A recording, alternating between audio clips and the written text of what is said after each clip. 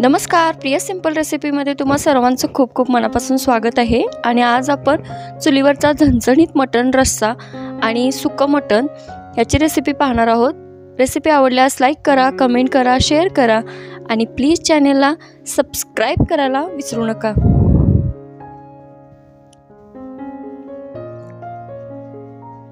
चला तर मग रेसिपी पाहूया। सर्वात अगोदर इथं मी चुलीवरती एका भांड्यात 2 मोठे चमचे तेल घालून घेतलेले आहे।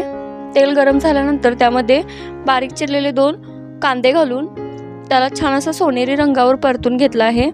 त्यानंतर थोडे खडे मसालेही त्यामध्ये घालून त्यालाही छान असं परतून घेतलेलं आहे। हे 1 किलो मटण मी स्वच्छ धुवून याला हळद आणि मीठ लावून एक अर्धा तास ठेवलं होतं। त्यानंतर त्यामध्ये मी ते मटण घालून छान असं परतून घेतलेलं आहे आणि एक 5 ते 10 मिनिटं मिठात आणि हळदीच्या पाण्यात मी त्याला शिजवून घेणार आहे।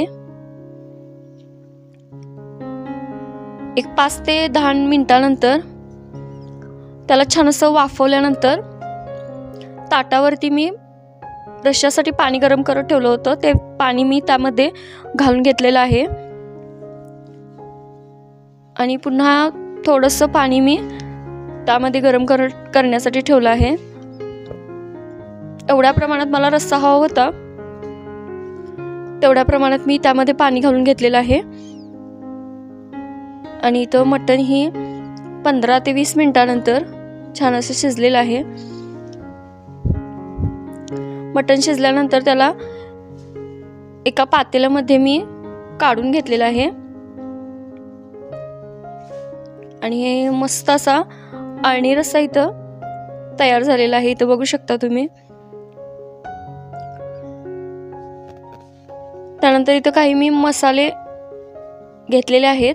त्यामध्ये तीळ, जिरं, ओलं खोबरं, कोथिंबीर, कांदा, लसूण आणि आलं हे सर्व मी कढईमध्ये भाजून घेणार आहे।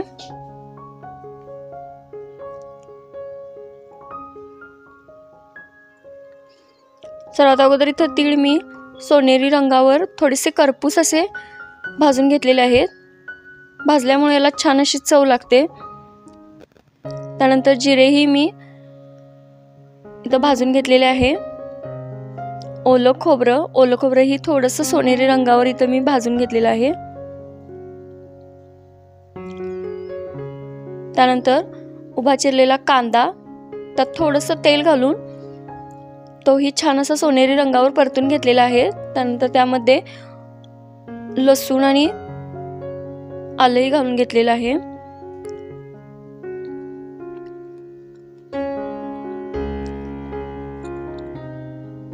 आणि इथं बघू शकता ह्या अशा प्रकारे मी याचं वाटण तयार करून घेणार आहे एका मिक्सरच्या भांड्यामध्ये।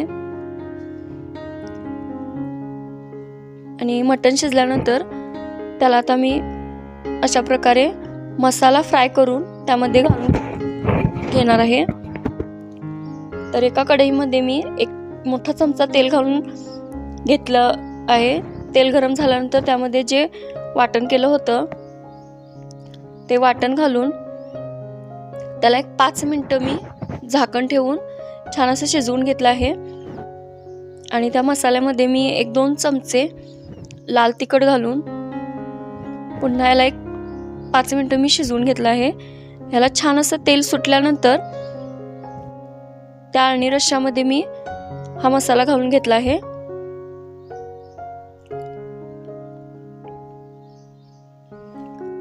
बरेच जण त्यामध्ये डायरेक्ट असा मसाला टाकतात, तर काही जण असा फोडणी देऊन शिजवून मसाला घालतात। प्रत्येकाची करण्याची पद्धत ही वेगळी आहे आणि ते मसाला घातल्यानंतर याला एक 5 मिनिटं पुन्हा एकदा शिजवून घेतलेला आहे मी आणि उकळी आल्यानंतर याला मी बाजूला ठेवून आता सुकं मटण बनवून घेणार आहे। ह्याला 5 मिनिटं पुन्हा एकदा मी चुलीवरती छान अशी उकळी काढून घेतलेली आहे। आता मी सुकं मटण बनवण्यासाठी एका पातेल्यामध्ये एक मोठा चमचा तेल घालून घेतलेला आहे. तेल गरम झाल्यानंतर त्यामध्ये मसाला घालून घेतलेला आहे. तो मसाला एक 5 मिनिटं मी झाकण ठेवून शिजवून घेतलेला आहे. तेल सुटेपर्यंत छान असा हा शिजवायचा आहे. त्यामध्ये थोडंसं मी पाणी घालून घेतलेलं आहे.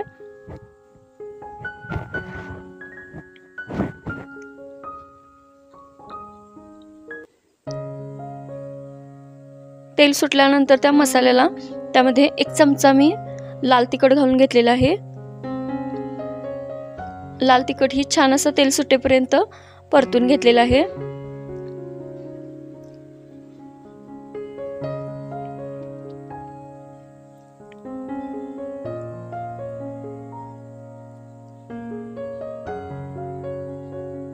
लाल तिखटला छान असं कडेनं तेल सुटलं होतं आणि यामुळेच चव खूप मस्त अशी लागते.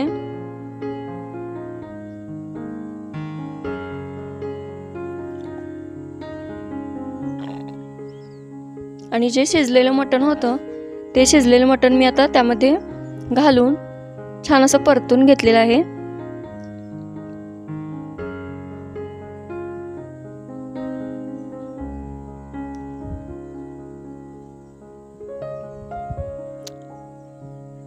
आणि याला झाकण ठेवून 5 ते 10 मिनिटं पुन्हा एकदा त्याच्यावर छान असं वाफवून घेतलेलं आहे. आणि मस्त असं सुकं मटण इथं तयार आहे.